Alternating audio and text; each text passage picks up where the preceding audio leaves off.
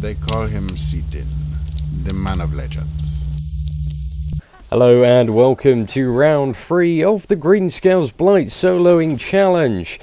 In this video I'm going to be taking on Oracle Aleria. Now this boss actually was quite a pain to kill in comparison to the first two.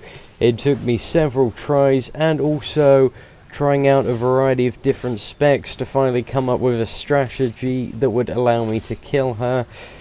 Due to a lot of factors within the fight, the first is the two werewolves at the start.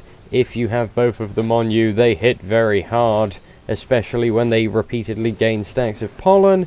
So I had to come up with the only solution, which was use a pet to tank the melee one, while I also kite down and nuke the ranged one in a druid spec. Now I initially tried this in Defiler, but my Defiler didn't have the appropriate DPS to make the enrage timer for the entire fight, so that didn't work out.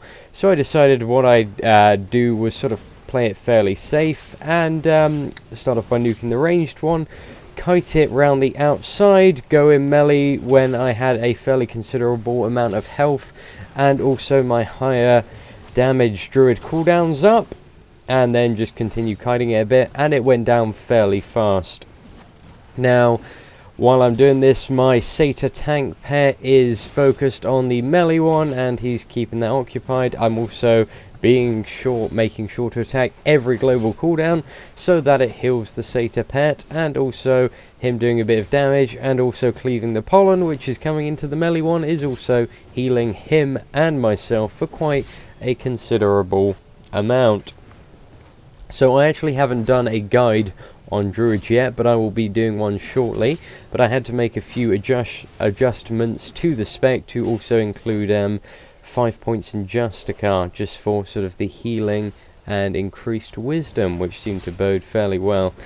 Now, as you can see, I've just managed to deal with a ranged one, and the melee one has quite a few stacks. This is when my pet was getting considerably low, so I think we got fairly lucky here in terms of the amount of damage this mob was dealing on it, so my Satyr could survive through it. But as you can see, I'm just about to pop a cooldown which reduces the damage taken by the Satyr by 50%, which allowed me to get through this. I contemplated for a while actually killing the pollen to reduce the damage, but it's really not worth it, just because the pollen spawns at such a fast rate during this phase that is basically not worth it at all. So, you know, just burn the melee one down as fast as you possibly can. I think I forgot a health pot there, so I'm just going to put it on my bar if I need it. You're also probably going to run out of mana, as I have just done, so use this ample opportunity while the boss has low stacks to regain it.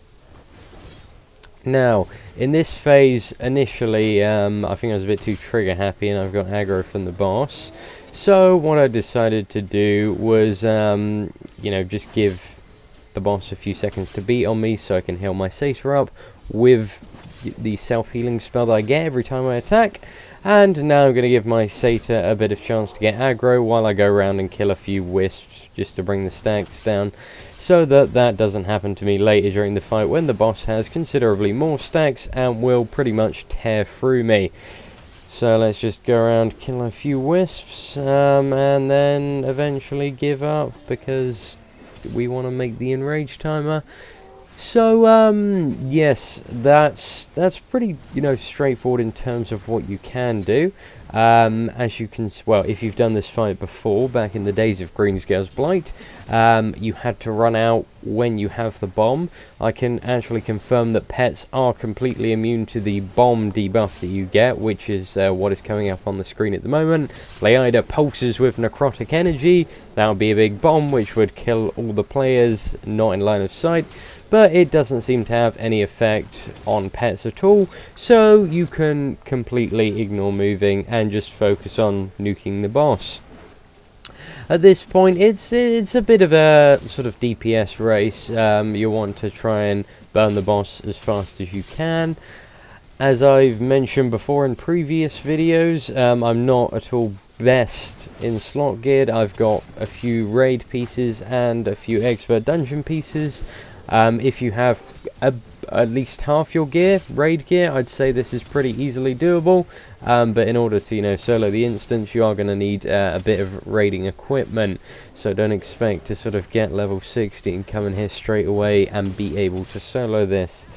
Now another thing that this boss does is put a minus 75% healing debuff on somebody in melee range. This is why you will want to ensure you're in melee range of the boss at all times, because if the satyr gets this instead of yourself, then it can cause quite a few problems for the satyr's survivability, as he won't be getting your spam healing, as you're probably about to see if you can look to the right hand corner. He's getting hit quite hard, and I'm not able to heal him up because he's essentially taking a large amount of reduced healing. So that is pretty much it for how to solo that boss. It's fairly straightforward and achievable when you know how. Anyways, I wish you the best of luck if you wish to do this for yourself. Videos for Hylas and Greenscale will be incoming shortly if you want to know how to solo them as well. Anyway, thank you for watching, and have a lovely day.